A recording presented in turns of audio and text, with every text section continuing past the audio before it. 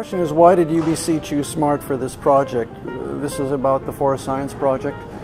We had the opportunity as a group to go down to Seattle to see something that turned out to be way cool, meaning that personally I was blown away with the application, with the chiller, how quiet it was, and also how well built the chiller was. This was a great find, and in reality, without Ed's letting us know, we would have never found out. So this was a really great discovery, and we were very keen on the two applications, the air-cooled and the water, and we saw this as a really big advantage, especially from the side of not having any oil in the system, which we know is a big hassle in any refrigeration air conditioning system. It wasn't required, and they decided to go air-cooled. And so when that air-cooled chiller eventually failed, it was brought to our attention that building operations would like to go SMART.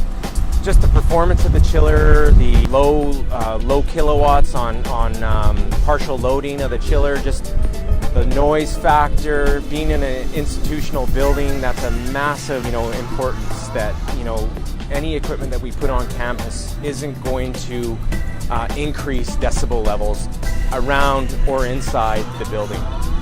So there's just a number of factors that were very attractive about the SMART chillers. And from what I've heard to date, we haven't seen huge loads on the chiller, but it's just unbelievable. The decibel levels, is it even running, you question yourself? So we're very impressed. But the fact of the matter is, it's now creating a benchmark for what we want.